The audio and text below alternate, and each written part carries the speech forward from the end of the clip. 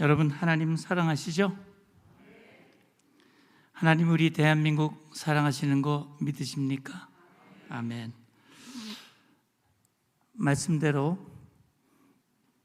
우리를 사랑하시는 하나님께서 우리 대한민국에게 어려움도 주셨지만 놀라운 축복을 예비하고 계시는 줄 믿습니다.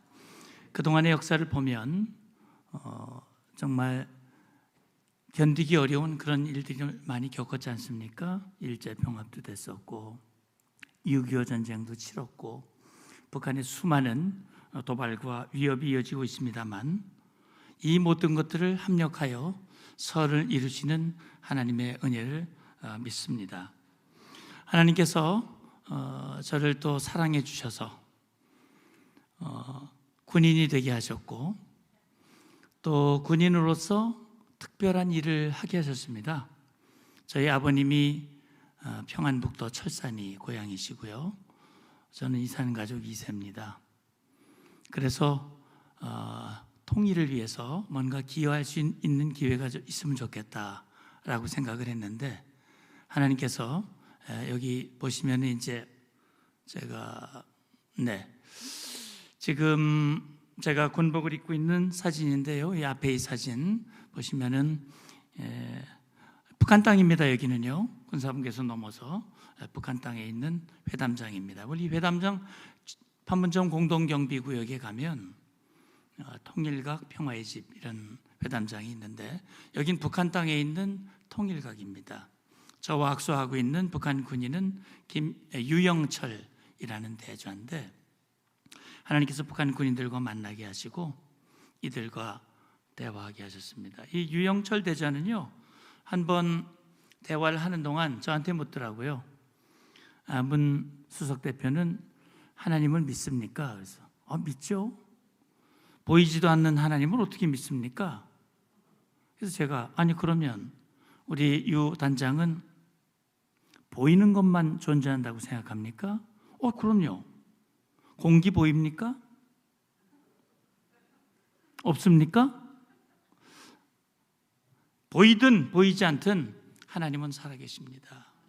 그리고 당신도 나같이 하나님 믿고 천국 가길 바랍니다. 이제 그런 얘기를 했더니 펄쩍 뛰더라고요. 우리는 무신론자요 하면서 펄쩍 뛰었습니다. 그랬던 일이 있습니다. 아까 우리 이 목사님께서도 말씀을 하셨고 우리 사회 보시는 목사님께서도 말씀하셨습니다만 지금 이 회담에서요 철도도로 연결과 관련된 협상을 했습니다. 그래서 1번 국도 경의선철도, 7번 국도 동해선철도가 연결이 됐죠. 개성공단이 가동이 되고 금강산 육로관광이 이루어졌습니다.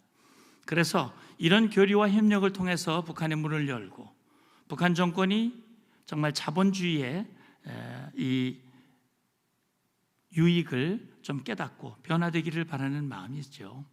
근데 아시다시피 북한 정권 여기서 개성공단에서 나오는 임금의 거의 90%를 당해가지고 가고 그것이 핵미사일 개발로 돌아오고 결국은 이 모든 것이 중단이 됐고 지난 10월 15일 북한이 이 경의선 동해선 철도도로 연결을 폭파하는 쇼를 했습니다. 그리고 그 자리에 대전차 이 방어구를 만들고 큰 토산을 쌓았습니다. 그 얘기 조금 이따 하도록 하고요. 지금 이 장성급 군사회담인데 이제 서해 충돌이 그동안 1, 2차 연평해전에 있었잖아요. 그래서 그 충돌을 방지하기 위해서 회담을 하는 장면인데 여기 보시면 좀 얼굴이 크게 보이는 친구가 리선권이라고 하는 북한의 조국평화 통일위원장을 했던 친구입니다. 여러분 냉면 목구멍 발언으로 유명해졌던 인물이죠. 그리고 저 가운데 앉아있는 이 북한 군인 이름이 김영철인데요. 여기 보시면 좀 큰 얼굴로 나오죠. 여러분이 보시기에 오른편에 나와 있는 까만 코트를 입고 계신 분은 김장수 장관이에요. 그래서 언론에서 꽃꽃장수라는 별명을 붙여줬는데 왜 꽃꽃장수냐? 이 김장수 장관이 장관하실 때 제가 국방부에서 과장을 했는데 제가 평양 가시면 김정일과 악수하시게 될 겁니다. 그런데 장관님은 고개를 숙이시면 안 됩니다. 왜? 장관님은 우리 대한민국 군인의 제일 이 최고 높으신 분이기 때문에 김정일, 그때 김정일이 살아있을 때죠. 김정일은 6.25 전쟁 또 이후에 수많은 도발에 정말 중심에 있던 인물인데 저에게 고개를 숙인다고 하는 것은 우리 국민의 정서와 맞지 않다. 그래가지고 고개를 숙이지 않도록 했는데 진짜 고개 안 숙이셨거든요. 다른 장관들은 뭐 90도로 김정일 앞에서 고개를 숙이는 그런 모습을 보이기도 했습니다. 이게 이제 국방장관회담을 하기 위해서 평양이 순환공항입니다. 아시아나 전세기를 타고 저도 여기에 같이 갔습니다. 저는 평양에 2번 가서 회담을 했고요. 그리고 이제 개성, 금강산 이런 쪽에 가서 또 회담을 하기도 했습니다. 지금 여러분 보시는 군복을 입고 있는 저 사람 누군지 혹시 아시겠습니까? 아실 것 같죠? 이름이 생각이 잘 안 나세요. 김영철입니다. 천안함 폭침의 주범 김영철입니다. 김영철 저기 보면 별 2개를 달고 있는데 북한군 계급은요 우리하고 달라요. 우리는 별 하나, 저는 이제 준장으로 예편했습니다만 별 2개는 우리 소장이거든요. 북한군은 별 2개가 중장입니다. 거긴 준장이 없고 소장부터 시작합니다. 김영철이는 별 2, 이때 당시 2007년입니다. 2007년 11월이었는데요. 꼭 11월이군요. 그러니까 17년 전입니다. 저 김영철 잠깐 말씀드리면요. 김영철 1992년 남북 고위급 회담이 있었습니다. 남북 총리들이 서울과 평양을 오고 가면서 8번을 회담을 했고요. 거기서 기본합의서, 비핵화 공동선언. 사실 92년이면요 동서독이 통일되기 된 지 2년밖에 안 됐습니다. 그래서 우리도 이제는 통일이 되겠다 그런 기대감이 있었습니다. 왜냐하면 그 남북 기본합의서 보시면 동서독이 70년대 맺은 동서독 기본조약에 비하면 너무나 잘 만들어진 조약입니다. 그리고 비핵화 공동선언은 남과 북이 핵 개발 안 하기로 약속한 거거든요. 그거 잘 지켜졌으면 동서독이 기본조약 체결되고 20년 만에 통일됐거든요. 우리도 20년 92 더하기 20 2012년 2012년이 우리도 통일되겠구나 기대감이 있었죠. 아마 그 약속이 잘 지켜졌으면 통일될 수도 있었을 겁니다. 근데 북한이 안 지켰거든요. 그때 회담을 할 때 김영철이가 별 하나 달고 회담에 나왔었습니다. 똑똑하니까 김일성이가 굉장히 총애했다고 그래요. 그리고 김일성이의 총애를 받았고 그 아들 김정일, 손자 김정은 3대에 걸쳐서 등용되는 몇 안 되는 인물 중에 하나가 바로 김영철입니다. 김영철이가 참 말도 잘하고요. 머리가 뛰어납니다. 그런데 92년 회담 나올 때 그때 김영철이 직책이 뭐였냐면요. 조선인민군 정찰국 부국장이었습니다. 정찰국이 뭐 하는 조직인지 아십니까? 정찰국은요. 여러분 68년도 1.21 사태 혹시 기억하십니까? 네, 1.21 사태 북한 특수군이 청와대 근처까지 침투를 해가지고 박정희 대통령을 시해할 목적으로 들어왔었습니다. 그 특수부대를 지휘하는 조직이 정찰국입니다. 그 정찰국의 부국장이 평화의 가면을 쓰고 나타나서 우리 잘 지내보자라고 회담을 한 거죠. 북한은요 회담을 하러 나오는 사람과 뒤에 돌아가서 우리 뒤통수를 치는 사람하고 같은 인물입니다. 북한 집단은 대화와 도발이 같은 수단입니다. 그들의 목표를 달성하기 위해서 때로는 잘 지내보자고 대화했다가 싹 돌아가서 마음에 안 들면 뒤통수 치면서 또 목적을 달성하는, 그래서 북한의 대남 전략을 화전 양면 전술, 양면 전략 그렇게 말하는 거거든요. 그 대표적인 인물이 김영철입니다. 잘 지내자 그래놓고 돌아가서 도발하고. 김영철이가 잘하는 거 하나 있습니다. 뭘 잘하냐면요 거짓말을 잘합니다. 어느 정도 잘하냐, 저 사람이 말하는 게 진실인지 거짓말인지 구별이 안 됩니다. 굉장히 어렵습니다. 그래서 저는 저 사람이 말하는 건 일단 의심부터 하고 이제 듣거든요. 그래서 우리가 그런 얘기하죠. 북한의 말은 믿지 마라. 그들의 행동을 보고 판단해라. 그런 얘기거든요. 그러니까 저 입에서 나오는 말은 믿을 수가 없어요. 그런데 그런 얘기를 해요. 자기는 최고 지도자와 언제든지 맘만 먹으면 만날 수 있다. 에이, 거짓말. 그렇게 생각했거든요. 그런데 말이죠. 저기 2007년인데 2009년에 김영철이가 별 2개를 더 달았습니다. 대장이 됐습니다. 그리고 정찰 총국장이 됐습니다. 제가 생각해 보니까요, 북한에 2008년에 굉장히 중요한 일이 있었어요. 2008년 무슨 일이 있었냐? 김정일이가 쓰러졌습니다. 김정은의 아버지. 갑자기 후계자 문제가 불거졌습니다. 그게 부랴부랴 해서 후계자 김정은이가 세자로 책봉이 됐죠. 세자 맞죠? 김씨 세습 정권입니다. 북한 뭐 사회주의? 아이고, 사회주의는 무슨 사회주의입니까? 김씨 세습 왕조입니다. 독재 체제죠. 21세기에 그렇게 세습하는 체제가 어디 있습니까?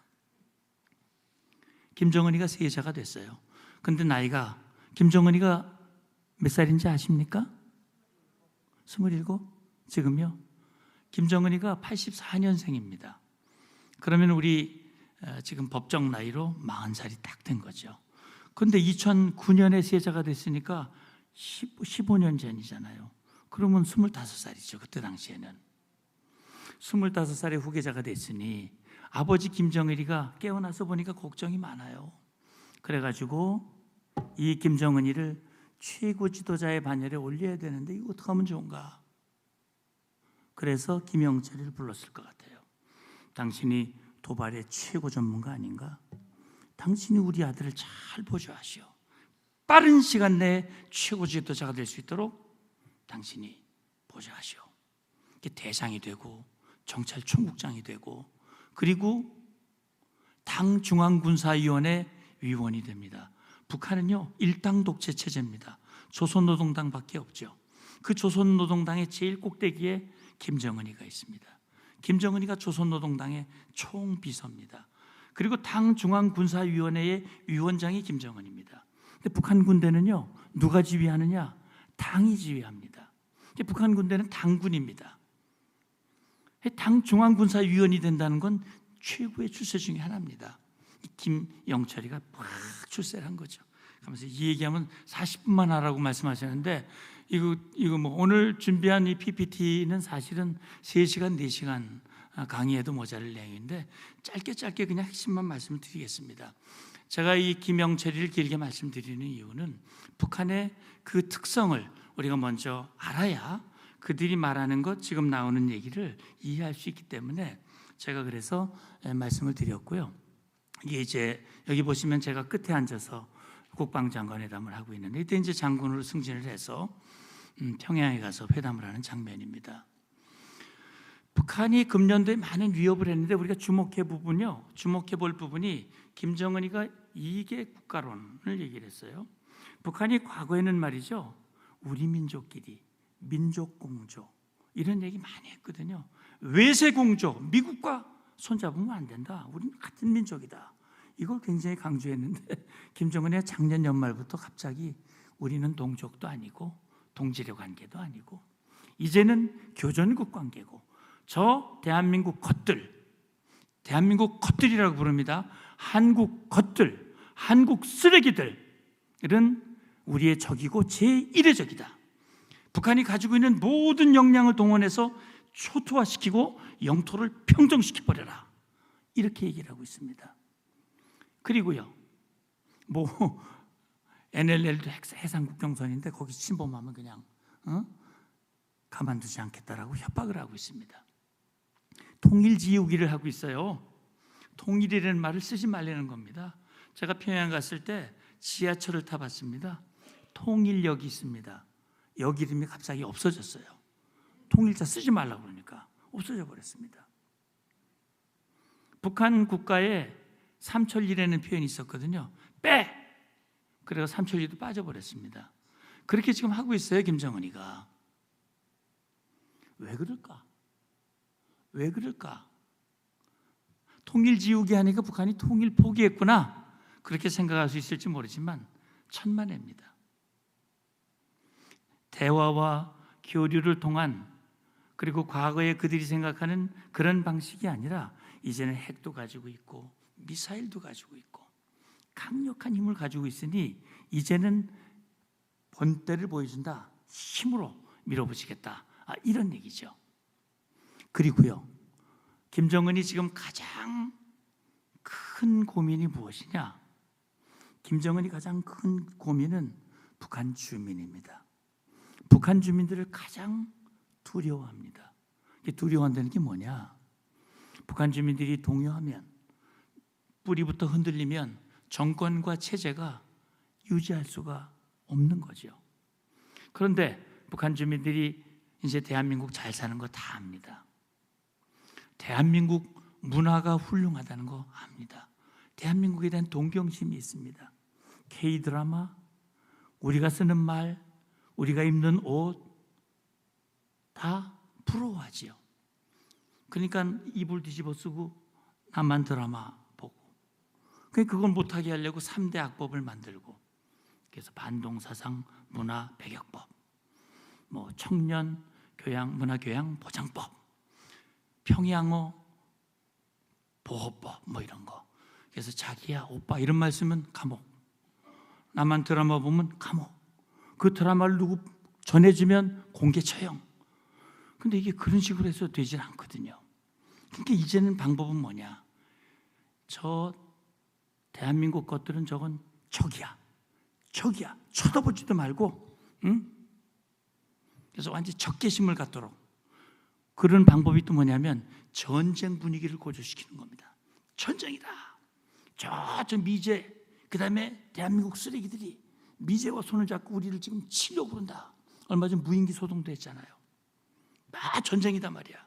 이 전쟁을 하기 때문에 우리 위대하신 김정은 동지께서 핵미사일도 개발하고 강국을 만들었다. 저 위대한 일이다. 배고파도 좀 참어. 허리도 쪼라매고 불평하지 말고. 우리 장군님은 위대한 분이야. 그렇게 해서 전쟁 분위기를 고조시키고, 140만 명의 젊은이들이 나 전쟁터로 보내달라고 막 그랬다는 거예요. 지금 북한 상황이 그렇습니다. 북한이 통일 지우기 한다고 하지만 북한은 일당 독재 체제고 당이 지배하는 체제입니다. 그렇기 때문에 조선노동당의 강령 전문에 보면 바뀌지 않았습니다. 한반도 전체를 공산주의 사회, 다시 말하면 적화 통일하겠다는 그 의지는 1945년 분단부터 79년이 지난 지금 순간까지 한 번도 바뀐 적이 없습니다. 김일성이가 1950년 6월 25일 날 내려온 것도 적화 통일을 위해서 내려온 것이었죠. 북한이 핵을 개발한다. 북한이 왜 핵을 개발할까? 궁금하지 않습니까? 체제를 유지하기 위해서. 맞습니다. 미국과 협상하기 위해서. 그것도 틀린 말은 아닙니다. 근데 궁극적인 목적은, 여기 보시면 내부적으로는 김정은의 1인 지배 체제를 공고히 하고, 사실 북한이 6번 핵실험을 했거든요. 근데 그 중에 4번을 김정은이가 했어요. 미사일을 수백 발을 쐈습니다. 나이가 젊고 카리스마도 부족하고, 그러니까 빠른 시간 내에 업적을 드러낼 수 있는 것은 군사력입니다. 강한 힘을 통해서 이렇게 위대한 지도력을 과시하고 지배체제를 공고히 하려고 했다. 그리고요, 우리보다 힘이 세야 남침을 할 거 아닙니까?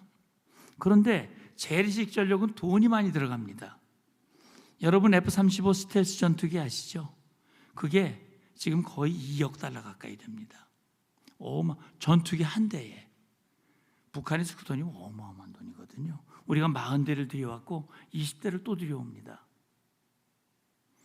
돈이 많이 들거든요. 가성비가 좋은 핵, 그다음에 화학, 생물 무기, 그다음에 특수전부대, 이런 비대칭 전력을 강화하는 겁니다. 그렇게 해서 대남 군사력의 우위를 통해서 자기의 뜻을 이루고자 하는 그런 의지를 가지고 있는 것이죠. 그리고 미국하고는 요 며칠 전에 지난 10월 말일 날 북한이 ICBM을 쐈습니다. 고체 연료 기반의 ICBM입니다.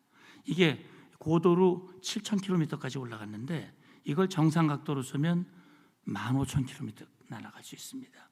미국 본토 어디든 다 때릴 수 있는 거죠. 왜 그렇게 하냐? 미국을 향해서 한국 돕지 마. 한국 도우면 워싱턴, 뉴욕 다 불바다 만들 거야. 이런 뜻이거든요. 자, 그래서 과거에는 그랬어요. 핵 처음 만들 때는 우리는 핵 만들 의지도 없고 능력도 없어 막 그랬어요. 거짓말하는 거죠. 그다음에 핵실험 막 해서 핵을 딱 가지니까 그다음부터는 이건 우린 방어용이야. 절대 이건 사용하지 않을 거야. 그러다가 뭐 막 실험이 늘어나고 미사일이 막 하고 나니까 이제는 언제든지 선제에 사용할 수 있어. 이게 핵무력 정책법입니다. 그리고 군사정찰 위성 작년에 3번 쐈거든요. 2번 실패했습니다. 세 번째는요, 김정은이가 작년 9월에 보스토치니 러시아 우주기지를 찾아갔어요. 푸틴하고 만났잖아요. 푸틴이 그랬어요.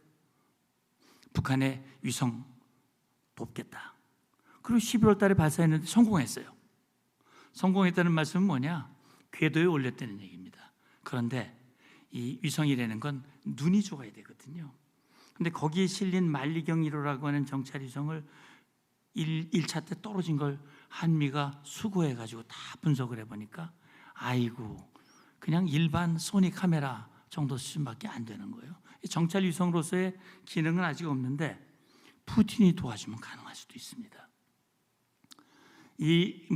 이거는 설명하려면 길기 때문에 그냥 지나가겠습니다.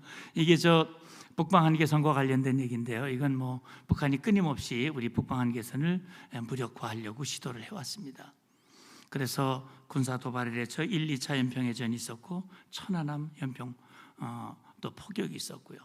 회담을 통해서도 끊임없이 NLL을 무력화시키려고 했습니다. 제가 회담을 하면서 그걸 막아내느라고 얼마나 기도를 많이 했는지 모릅니다.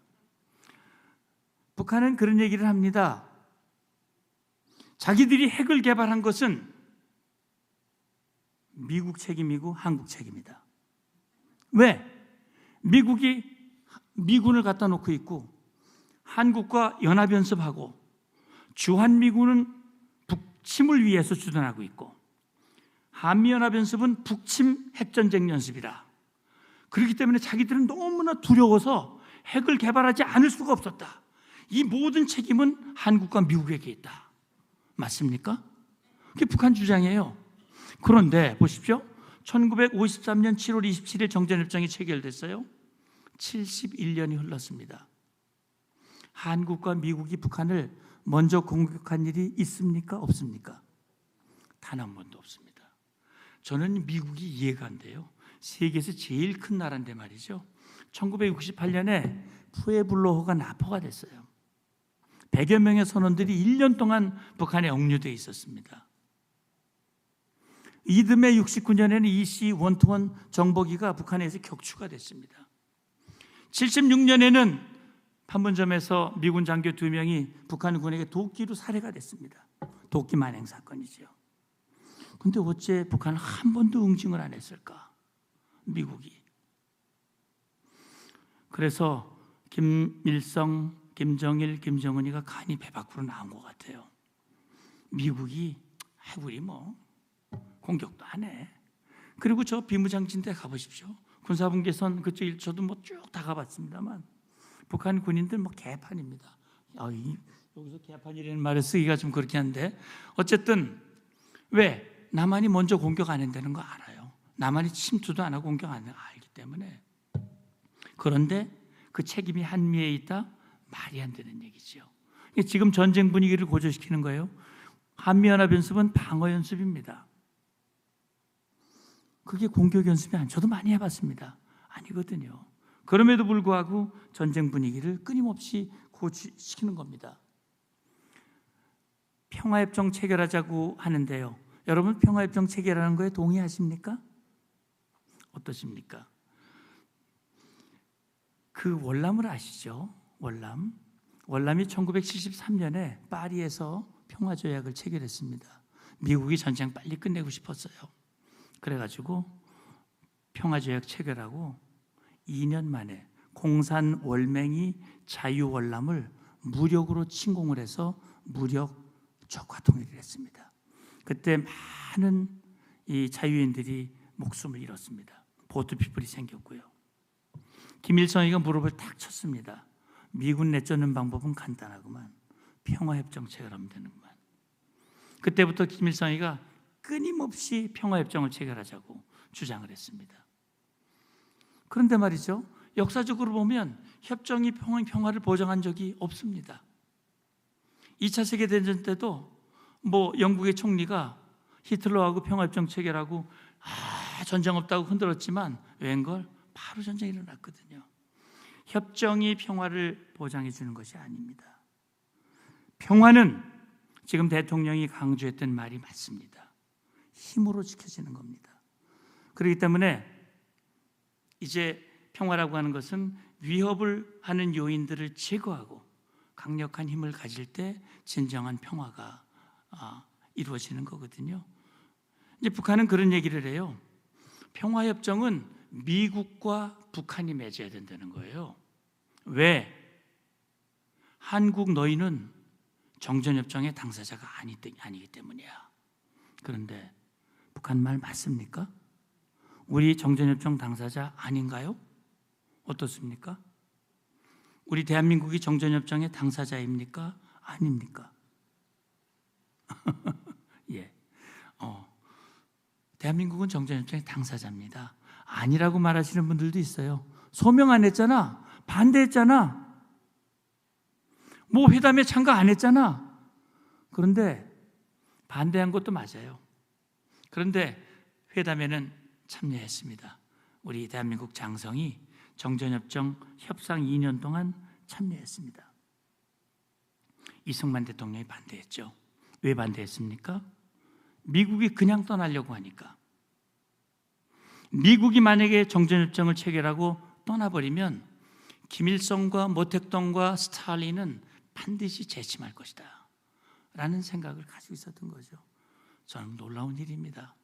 이승만 대통령의 결단으로 우리는 미국과 동맹을 체결할 수 있었던 거죠. 우리는 정전협정의 당사자입니다. 동맹 나왔습니다만 6.25 전쟁 김일성이가 50일이면 석권할 수 있다고 본인은 확신했습니다. 왜? 49년도에 주한미군 모두 철수했죠. 50년 1월 미국의 민주당 트루만 정권의 국무장관이었던 애치슨이 태평양 방위선을 냈는데 한국을 빼버렸습니다. 김일성이가 딱 보니까 내가 지금 침공해도 미국은 안 도와줄 거야. 그래 돌아왔지 않습니까? 근데 놀라운 일은요, 제가 이제 합력하여 선을 이룬다고 말씀을 드렸지만 한국을 위해서 유엔이 만들어진 것 같아요. 1945년 10월 24일 유엔이 만들어졌거든요. 1, 2차 세계대전을 치르고 인류가 다시는 이런 전쟁을 허용하지 말자. 국제사회가 힘을 합쳐서 집단안전 보장을 하자. 유엔 만들었습니다. 첫 번째 집단안보가 6.25 전쟁입니다. 근데 그 유엔은요, 우리 대한민국을 탄생시켰습니다. 유엔 감시하에 선거를 했고 대한민국이 출범을 했고 유엔이 대한민국을 한반도 유일 합법정부로 인정했습니다. 그리고 6.25 때 유엔군이 와서 우리의 자유를 지켜줬습니다. 그래서 대한민국 국민이 유엔 사무총장도 했습니다. 그리고 지금도 유엔은 북한의 핵개발을 불법으로 규정하고 우리를 지키는데, 평화를 지키는데 중요한 역할을 하고 있고요. 그 유엔군이 지금도 주둔하고 있습니다. 그 유엔군이 정전체제 유지와 유사시 다시 전력을 제공하는 역할을 하고 있습니다. 저 한미동맹의 탄생은요, 놀라운 일이에요. 그래서 6.25가 우리에게 극심한 고통과 어려움을 준 과정이었지만 그 6.25의 산물이 한미동맹입니다. 전쟁 전에는 한미동맹이 없었지만 전쟁을 휴전하면서 이승만 대통령의 결단으로 한미동맹이 이루어졌습니다. 작년이 정전 70년, 동맹 70년이었습니다. 한미동맹이 없었다면 김일성이는 반드시 재침했을 것이고, 그렇다면 우리는 이 자리에 없을 수도 있습니다. 놀라운 일이죠. 6.25 전쟁 당시 전사한 미군의 숫자가 몇 명이냐? 36,574명입니다. 지금 북한군 병력 우크라이나가 점령한 쿠르스크 지역에 10,000명 넘게 간다고 그럽니다. 아마 총알바지,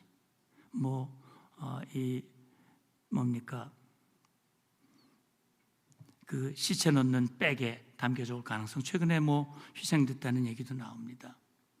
저는요, 이때 당시에 미국 장군의 아들 142명이 우리 전쟁에 참여했고요. 아이젠하워 대통령의 아들도 전사했습니다. 우리 대한민국을 위해서 많은 분들이 목숨을 잃었고 자유를 지켜줬습니다. 한미동맹을 혈맹이라고 하는 이유가 여기에 있습니다. 우리는요, 힘에 의해서 우리의 평화를 지키고 있죠. 감사한 것은요, 작년에 북한 핵미사일 위협이 고도가 되면서 대통령이 미국에 가서 워싱턴 선언을 합의했습니다. NCG라고 하는 걸 만들었습니다. 한미가 확장 억제를 일체화하는 합의를 한 겁니다. 그래서 저는 워싱턴 선언은 제2의 한미 상호 방위 조약이라고 생각을 합니다. 김정은이가 열받아요. 핵미사일 역량을 높이면 높일수록 한미 동맹과 연합 방위 체제와 대응 능력은 더 빨리 높아지니까 김정은이가 짜증을 부리고 있는 겁니다. 그리고요, 한미일이 또 하나가 됐습니다. 기억하십니까? 한국과 일본의 관계가 작년 3월 이전만 해도 얼마나 나빴습니까? 저는 그동안 국방부 20년 근무하면서 한일 일본하고도 협상을 많이 하고 중국, 미국하고 협상을 했습니다만 한일 관계 좋았거든요. 그런데 정말 이보다 나쁠 수 없을 정도로 한일 관계가 나빴었는데 작년 3월 이후 한일 관계가 복원이 되면서 한미일이 하나가 되는 그런 상황이 됐습니다. 북한이 미사일을 쏘면 한국과 미국, 일본이 정보를 동시에 공유하면서 함께 대응을 합니다. 김정은이가 열을 받으니까 푸틴 바지가랑이를 잡은 것 같아요. 이거 안 되겠다. 중국은 못 믿겠고 푸틴이라도 잡자. 이게 지금 김정은의 생각이라고 봅니다. 우리 정부는 통일 대북 정책, 통일을 앞세우고 있습니다. 특히 저기에 제가 노란 글자로 쓴 것은 북한의 인권 문제. 우리 통일은요, 북한 주민들에게 자유를 주는 일이고 문을 열어서 복음이 북녘 땅으로 확산되게 만드는 일입니다. 그렇기 때문에 반드시 통일은 해야 되는 일이죠. 그래서 지난 8월 15일 윤석열 대통령이 자유통일 독트린을 발표했습니다. 저는 윤석열 독트린이라고 얘기하고 싶어요. 3.1 기미독립정신, 8.15 모두 키워드는 자유입니다. 인권입니다. 그런데 지금 자유와 인권은 휴전선 이남에만 보장이 되고 있습니다. 저 이북 땅 김정은이가요, 저 북한 땅을 모두 이제 감옥으로 만들고 있습니다. 남쪽 군사분계선 일대에 장벽을 치고 지뢰를 깔고 불모지를 만들어서 누구도 나무를 못 넘어오게 그렇게 지금 만들고 있습니다. 중북 국경선에도 철조망을 다 쳤습니다. 1000km가 넘는 그곳에 장벽을 치고요. 누구도 나가지 못하게. 그러면서 인권을 탄압하는 이런 상황이 벌어지고 있습니다. 우리가 자유를 누리면서 북에 있는 우리 동포들을 눈 감고 있을 수는 없는 거 아니겠습니까? 그렇기 때문에 이제 저는 북한의 변화를 유도해야 된다고 생각하는데요. 김정은 정권이 스스로 변화할 것 같지는 않아요. 방법은 이제는 북한 주민들의 생각을 변화시키는 거죠. 1990년 동서독이 통일이 됐는데 동서독 통일에 있어서 서독이 동독을 향한 정책을 한 단어로 한번 표현해봐라 얘기하면 변합니다. 키워드는 변합니다. 서독 정부는 끊임없이 동독 주민을 변화시키기 위해서 노력했습니다. 그 변화는 뭐냐? 눈을 뜨게 하고 귀를 뜨게 하고 올바른 판단을 하게 만드는 것이죠.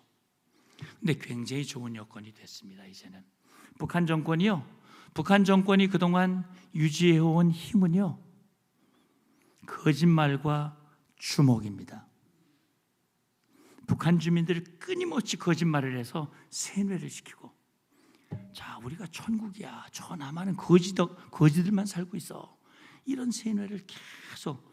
그러려면은 외부의 정보를 차단해야 되거든요. 외부의 정보가 못 들어가게 철저하게 차단하고 북한이 주는 정보만 보고 듣게 만들고, 그리고 감시를 하면서 억압을 하면서 그걸 어기면은 정치범 수용소로 갖다 집어넣고, 이런 식으로 정권과 체제를 70년 넘게 80년 가까이 유지해 왔는데 이제는 그게 어려워지는 겁니다. 김정은이가 초조한 거죠. 흔들리고 초조하는 겁니다. 그래서 우리는 북한 주민들의 눈과 귀를 뜨게 해서, 지금 윤석열 대통령이 발표한 8.15 통일 독트린이 바로, 여러분 여러 자료들이 다 있더라고요. 한번 읽어보시면 좋을 것 같습니다. 그리고 북한이 핵을 가지고 있더라도 절대로 사용할 수 없도록 무용화시키는 그런 전략을 취해야 됩니다. 핵을 가지고 있으면 엄청난 대가를 지불을 해야 되고 절대로 사용할 수 없도록 그렇게 만들고요. 우리가 지금 하고 있는 미국과의 확장 억제를 공고히 하는. 그런데 이제 하나의 변수가 생겼죠. 어제 트럼프가 이제 미국의 대통령이 됐습니다. 걱정 많으시죠? 저는요, 합력하여 선을 이루시는 하나님께서, 로마서 13장에 나와 있듯이 모든 권력은 하나님의 손에서 나오는데, 트럼프가 됐다고 하는 것은 대한민국의 미래를 위해서 트럼프가 필요하기 때문에 되게 하셨다고 저는 믿습니다. 우리가 생각할 수 없는 무언가를 하나님께서 예비하고 계신다고 저는 생각을 합니다. 그래서요, 저는 이제 정말 이 통일과 안보는 동전의 양면과 같습니다. 통일이야말로 최고의 안보라고 생각합니다. 왜? 안보는요, 위협을 소멸시키는 거거든요.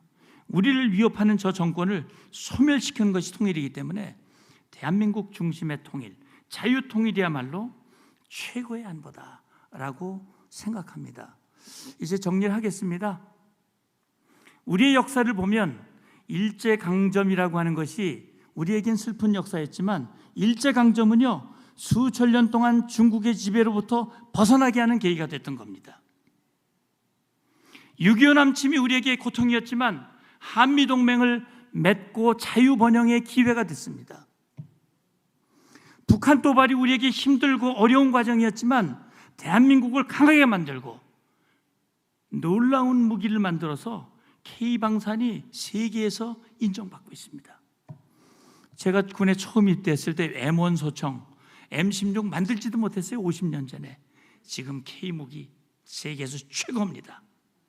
이제 우리의 방산 수출이 2, 3년 내에 세계 4위권에 들어갈 수 있습니다. 지금의 세계 질서, 이것이 우리의 위상을 더 높이는 그런 계기가 됐습니다. 저는 그렇게 봅니다. 하나님이 대한민국을 사랑하셔서요, 1875년생 이승만, 청년 이승만을 배제학당에 보냈고, 그가 고종황제에게 손을 들고 저항하면서 한성 감옥에 갇혀서 거기서 거듭났고, 거기서 기독교 조국을 만들기 위해서 기도하며 미국에 가서 조지 워싱턴, 하버드, 프린스턴 위대한 지도자의 과정을 겪었고, 그리고 대한민국이 탄생한 겁니다. 저는 하나님께서 대한민국을 선택하시고 대한민국을 세우셔서 대한민국을 통해서 전 세계에 복음을 확산시키는 그런 도구로 사용하시는 걸로 저는 믿습니다. 감사합니다. 마치겠습니다.